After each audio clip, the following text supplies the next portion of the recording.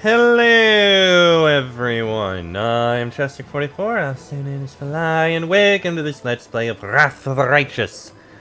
Last episode, we went back to the city of Drezen, spoke with our new permanent companion, and went and spoke with the storyteller. Got a few unique items out of it. But we still have to hand over all of these pages, so let's do that. I found a page.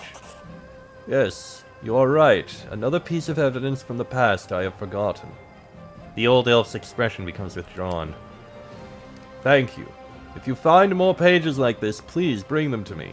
Maybe by putting them together, I will be able to lift the veil on the mysteries surrounding my story. There's another. The storyteller clenches the pages he brought. His voice becomes a bit younger and more energetic. My hand touches the stone wall. The cold pierces my palm like the teeth of a hungry dog sinking into a piece of meat. I don't take my hand away. I let the stone enjoy my warmth in return for its service. It accepts my caress and my unasked question, the one that it's been asked thousands upon thousands of times. Where should I go next? Behind me I hear the loud stomping of the minotaurs that guard this god-forsaken place. I tricked and outwitted them, leaving only a trace of my presence. There is darkness lurking up ahead, honing its swords, claws, and teeth, in the hope that a rare traveler visits its lair. But today it will get no one. This labyrinth is alive. Its red-veined stone walls resemble the guts of a huge creature. If you keep still and listen closely, you can hear it breathing in the wind that sweeps through this place. Where do I go from here? Forward, to the place where the wind carried the faint chuckle, whence comes the faint smell of ash, whence a few ages ago Demon Lord Baphomet began his great escape. Baphomet? Are you inside his labyrinth? Yes, I'm traveling through the Ivory Labyrinth. This is not the most pleasant of my journeys, but it is necessary to reach my goal. How were you able to evade all the dangers of the Ivory Labyrinth? The storyteller raises his chin proudly. Have you forgotten who you are speaking to? I am the last Archmage of Kyonin. I have been to many dangerous places, and this is just one of the many. It won't be the last. What do you need from the Ivory Labyrinth? An answer to a question, a key to a secret, knowledge that can save many lives. My kinfolk were weaklings and cowards. They ran from danger, but one stood up to my enemy, and Baphomet will give me the weapon to win. Please continue.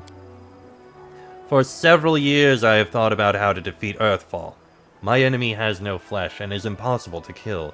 It blazes through everything in its path. It doesn't enslave, but destroys life itself. I have found the answer. I know how to save my world. Earthfall came to destroy Galarian. Its strike was brutal, and my world barely withstood it. But what if Earthfall was resisted by not one world, but several worlds at once? What if Heaven or Elysium came to help the dying Galarian? If I managed to merge my world with another one, meld them together, the power of the disaster will weaken. The denizens of Galarian will be able to temporarily take shelter in the adjacent plane. Civilizations will not die. Our culture will continue to exist. We will not be forgotten. Baphomet, the cunning and insidious Lord of Minotaurs, was once a captive in Asmodeus' prison. But only 10 years passed before Baphomet was able to escape, taking his own prison with him, which later became the Ivory Labyrinth. Such an achievement deserves respect, and it is the goal of my research. Moving matter between planes is what interests me now. I stop near strange symbols covering the wall of the labyrinth. I run my hand over them to ensure they are real, encrypted riddles drawn by Baphomet during his imprisonment. I take out the bark-covered notebook and painstakingly copy the symbols into it. Behind me, 2 minotaurs are fighting, deceived by the net of spells I have wrapped around myself like a blanket. You want to connect the planes. That's dangerous. The elf is silent for a moment. When he talks, there is disdain in his voice. Dangerous, difficult, almost impossible. But tell me, is this risk not worth the Thessalian Empire perishing before my eyes? Does Golgan, the Cyclops' kingdom, deserve death? What about the Aboleth Empire? Another plane will pay for saving Galarian. There will be wars, and then a new world will come. But we will survive. We will defeat Earthfall, and history will not condemn the victors. A bark-covered notebook, the one your mentor gave you. The storyteller lowers his head, but a moment later jerks it back up. Yes, blinded by my pride, I tore it to pieces when I thought I would not follow my kinfolk. I am still not going to run, but the knowledge written in this notebook by my former mentor might serve my purpose. The elves managed to open a portal to Severian and keep it open until all our people escaped from Galarian. Their cowardice deserves disdain, but their knowledge is unquestionable. I returned to Kionin and gathered the pieces of my torn notebook. Now it is my sword aimed at the heart of Earthfall. By combining the wisdom of elves and the cunning of Baphomet, I will save the world. What happened next? I copied the strange symbols into the notebook. I haven't the slightest idea what these scribbles mean. What was the future Demon Lord thinking when he wrote them, while he was imprisoned in a cell with no way out? Was he still in his right mind? I will need help to understand these notes. Otherwise, decrypting them might take more time than Pharasma has given me. One of the minotaurs behind me killed the other one, tore his heart out and devoured it. His blood-stained nose sniffs the air sharply. His bloodshot eyes shift from wall to wall. He senses a stranger, but he doesn't scare me. I am certain of the powers and the spells hiding me. I've done my work and can now leave this place. And still I linger. What is this strange presence I feel behind me? Like someone is watching me despite all the protective spells. Who are you? I ask carefully, not hoping for an answer. Darkness, a coy female voice whispers in my ear. Against my will, I shudder. The storyteller stops talking for a long while. The vision ended at a most interesting moment, didn't it? Please, find the rest of the pages from this bark-covered book. I must know what happened next. Well, there's another one, and that seems to be all I have. Alright, well, that's all we got. A few more pages and a bit more information. Still waiting for more. Still need to put that, and that into storage, which I can do. But we're going to be dealing with some council stuff once we get in there. People want to talk to us. And we have information we need to learn. And things to talk about. A Kelid in a well-worn travel robe with a deep hood offers you a respectful bow. His voice is quiet and emotionless. Greetings, Commander. To be granted an audience with a figure of such importance is a great honor. Your victories have impressed and inspired me, which is why I wish to do my part in the Crusaders' struggle. Who are you? The visitor's quiet words sound like the rustling of pages, dry and impersonal. My name is Velg, and I am a Kelid. My lineage dates back to the Sarkorian clans, and bonds of kinship have always been sacred to my family. When the world wound opened, my ancestors fled Sarkoris, but they did not forget their homeland. Even before the Crusades began, my great-great-grandfather marched in defense of our people. He perished, as they all did. My great-grandfather and his eldest sons joined the First Crusade. My grandfather joined the Second. Our family's warriors have fought in every crusade, and that is why our bloodline is now extinct. They say this crusade will be the last, and so I've come, alone, for there is no one else. Alas, I'm no warrior, but I still wish to be of use to you. How do you plan to help me? His words, devoid of color and emotion, run together to form a monotonous, endless stream. For 23 years, I have been gathering documents on Sarkoris. They contain numerous mentions of the history of the Blackwater clan. The clan was beset by demons as its members had dedicated themselves to creating a powerful weapon against the world wound. The clan needed more time, but no support came from their neighbors, and so the Blackwaters were destroyed.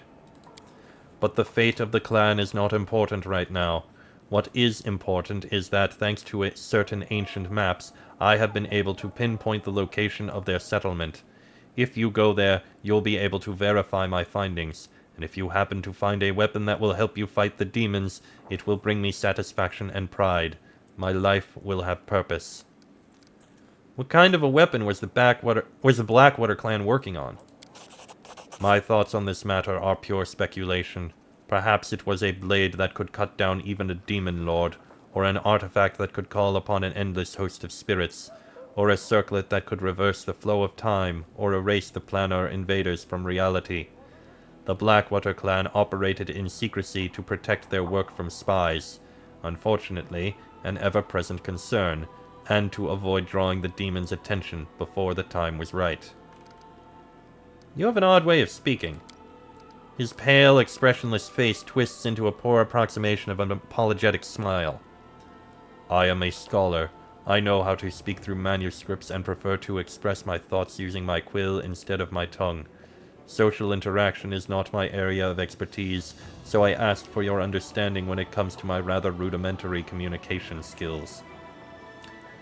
Thank you. I'll put this information to good use. It pleases me to be of use to you. Yeah, that's one we're not going to do for a while. Gather your band, War Chief. We're going back to the ruins of Current Glen. Why do we need to go to the ruins? Remember the White Wolf we saw in the ruins? Every night I see her in my dreams, standing next to the Stone of Voices. Wait, let me finish. Ulbrich holds up a finger, apparently expecting you to interrupt him. I know you can't trust dreams, that's what I always say, but I'm also no stranger to spirits and their workings. I know the difference between a dream that's sent from above and one that's sent from my belly after a hearty dinner. By the Griffin's wing, I swear that Wolf is a friend, one of the guardians of old Sarkoris, just like my Arvar. And if she is calling me to the stone, then we must go to the stone. Very well, we're going to the ruins. I don't rightly know what we'll find there, but we'll have to start with the Stone of Voices. It was silent last time, but this time it'll be a different story. I can feel it in my gut. Darren looks around as if not exactly sure what he is doing here. Commander, how is our crusade doing? Our crusade? You weren't exactly thrilled to join the Crusaders.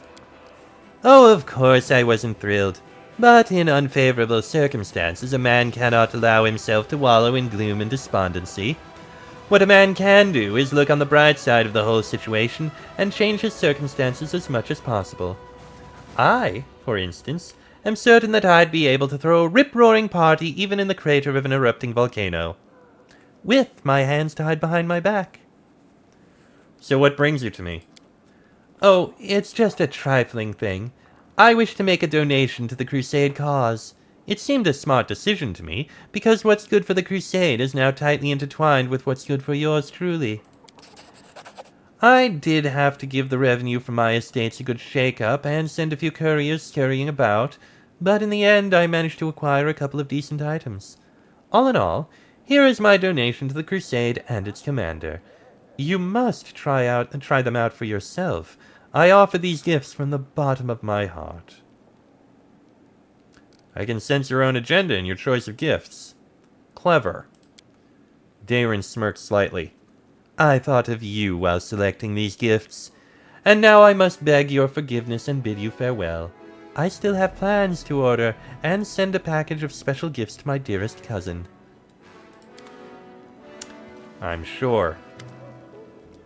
Otherworldly is the word that describes the stranger's face best.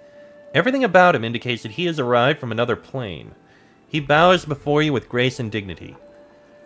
So that's what you look like, troublemaker. The whole plane of Elysium seems to be talking about you. Your power resounds through space like a bell. I hurried to the call so I could advise you and help you avoid any missteps. Boring. Wisdom is often tiresome. A mortal cannot be expected to wield supernatural power without guidance, so you would do well to take advice from an actual supernatural being. Falag Alisan, you may call me Early Sunset. I hope to become your most trusted advisor in all matters, great or small. So you're a real Azada then? You came from Elysium? Not precisely. The news of you and your peculiar abilities reached me while I was traveling between planes, so I have not come directly from Elysium. However, I can tell you quite a lot about it if you'd like. How exactly can you help me? I will monitor your abilities, observing how they develop. You have probably discovered by now that they're somewhat chaotic and prone to spontaneous manifestation without your deliberate will. It's not surprising. Azatas and other supernatural beings are created with their powers already a part of them, yet you received yours as a sudden gift. That gift may be inconvenient and even dangerous for its wielder. I will try to learn more about it and teach you to control it over time. A mentor is essential for such an undertaking. If you really are a good mentor, then you should teach the fun stuff. You know, things like how to make pretty pictures on berry jelly with whipped cream. Not this boring stuff. Do you know anything about my power? Oh, it's unique, no doubt about that. Everyone seems to suggest that you're somehow wielding the powers of the mightiest Azatas. Mortals possess many gifts and may reach extraordinary heights in sorcery, but your abilities are on another level entirely. They abide by different rules, if there are any rules at all to speak of. If this is the will of one of the gods of Elysium, I'd like to be the first to discover their intentions. That said, it may well be a careless folly long forgotten by its author, and not a deliberate design. In that case, you will need my help and advice all the more. Glad to meet you, Early Sunset. The pleasure is mine. I'll take up no more of your time. If you wish to talk, I'll be nearby. It will take some time and observation of you to ascertain how exactly your power manifests itself, and how you must wield it to stop it spiraling out of control. Once I have something useful to tell you, I will inform you without delay. Alright. And it seems time for, the Logistics Council. Alright, we have a lot to talk about here. Hail! Dorgalinda Stranglehold salutes you with her bad hand. Amidst the critical shortage of supplies, a number of soldiers who call themselves the Fellows of the Crusade have set up a black market in the army. They steal everything that's not nailed down, trade medicine for swords, and spell scrolls for tobacco and rations. They know better than to ask for anything from command, so they take care of themselves. And if someone's not happy with the trade, out come the knives. I don't know how to deal with it except by alleviating the shortage of essential supplies. We should press Mendev for more deliveries, and we need to sort out our storage, build some decent warehouses. Right now, it's a thief's paradise. An underground market, huh? What's so bad about that? Let him trade things. Oh, let's authorize it. Then there won't be a black market, just a normal, legit market. If someone is in need of something, we are the ones who must provide it. We should ask the priests of many different gods. They have wealth and influence. Maybe they can help? You thought I was joking when I said our soldiers would soon need our experience of surviving in the caves? Well, here we are. This is the day. Time to live off the land. I'll teach your fighters how to survive on barren rocks, and there won't be any need for a black market.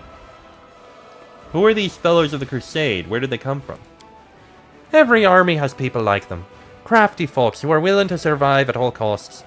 Keep in mind, these aren't brigands, otherwise they wouldn't have enlisted in the Crusader army. They want to free Galarian from the demons just as much as anyone. But their choice of methods is, indiscriminate to say the least. Not everyone joins the crusade out of the goodness of their heart. Some are hiding from Mendev's judgment, some are here for glory, some are dreaming of treasure and spoils. We've got repentant cutthroats, illegitimate children, adventurers, rogues, all kinds. And each one of them is poor and used to not being able to rely on those in power. In their experience, everyone who has any sort of influence is a greedy cheat, and only common folk can be honest.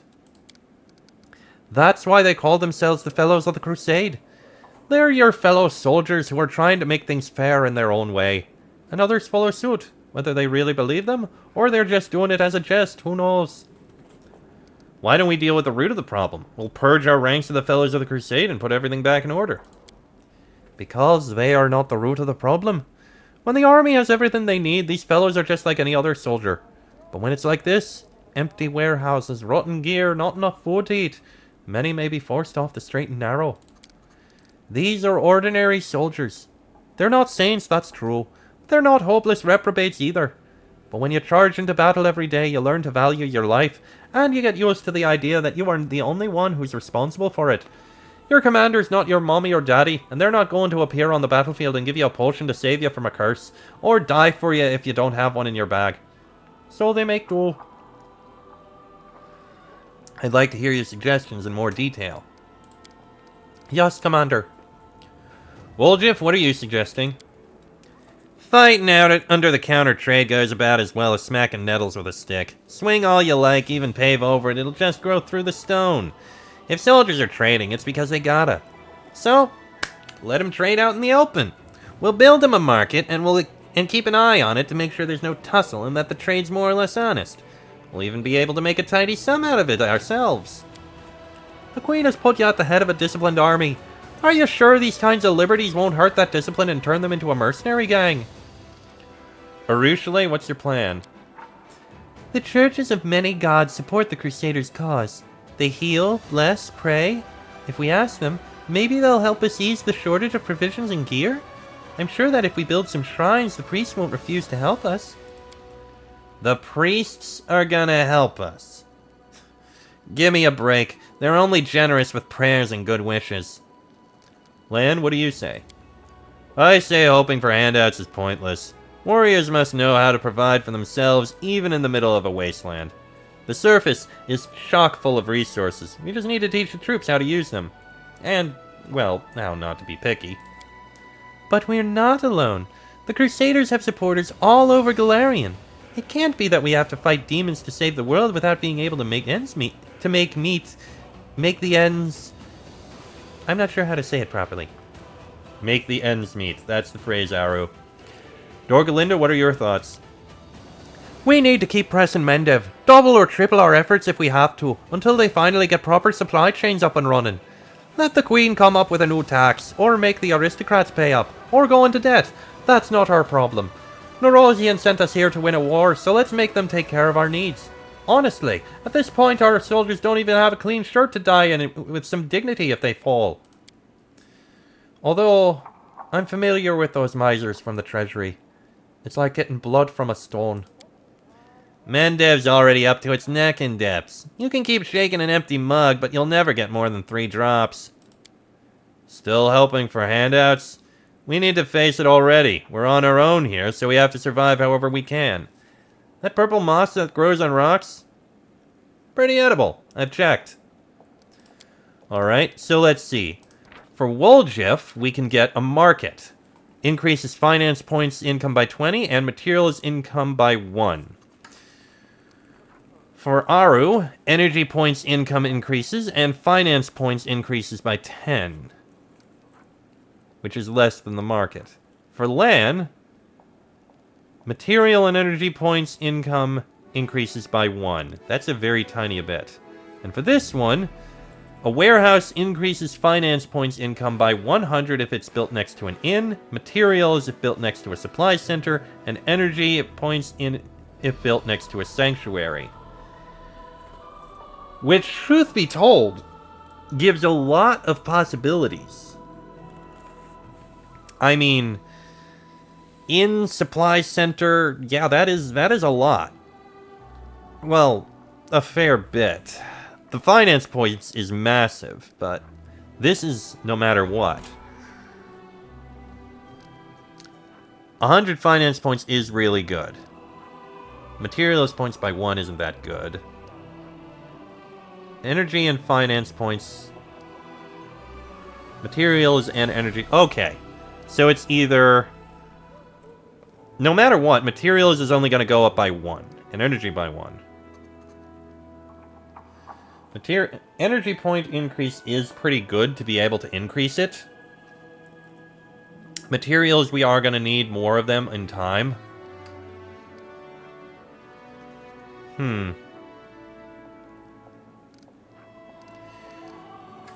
From a story standpoint, and a role-playing standpoint, honestly, Aru, asking the priest for help, probably not the best idea because they're priests. They're not really going to be providing as much. The other options are more possible. Building a market for the soldiers isn't the worst. It is a way to solve the problem. And making sure that we have an eye on the black market to make sure that it doesn't become even worse of a problem and they start giving out bad things. Teaching people to provide for themselves and learn how to work out there in the middle of nothing, that also helps out a lot. It makes our soldiers more self-reliant. And it makes it so that if the supply lines break down, the soldiers can still survive, at least for a little while longer. And demanding all from Nerosian... that's a professional way to do it. But, like she said, we're not going to get too much. It's mainly the versatility we get if we build it next to two things. Land or Woljif? So, finance and materials, or materials and energy?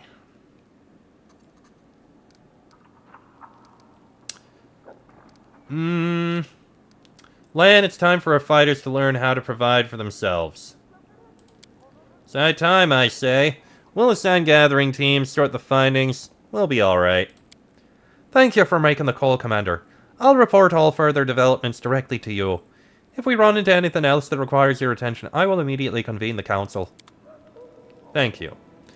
That seems to be all there. Almost done here. Anevia? No, not you. Is it you? I've taken care of the dragon that was attacking our patrols. That's one less problem to contend with. Now we can take the extra lookouts off dragon duty and reassign them to more useful tasks. Excellent work, Commander. And that must be the new person. Alright. Well, I am going to end this episode here. Next episode, we're going to take a rest. Ooh, hold on. Oh, big game gloves. I need to give those to someone. The rest of these I don't really care for, but this we don't need. That we don't need. That we don't need. The rest is fine. But the big game gloves, yes, I forgot. I saved them specifically for you. There you go.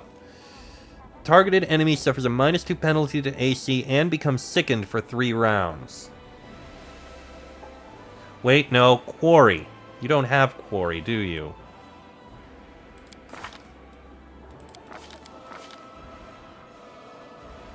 No, that's a studied target. But you will get Quarry. In a couple of levels, but you will eventually get Quarry, so that will be good. I'll let you have it. But yeah, next episode, we'll do a rest, we'll speak with this new person who wants to talk with us, and then, I guess, do some more Crusade things, managing and the like. That'll be in the next episode. So, until then, I am Chester44, I'll say names fly. That is me. This has been a Let's Play of Wrath to the Righteous, and I shall see you all next time.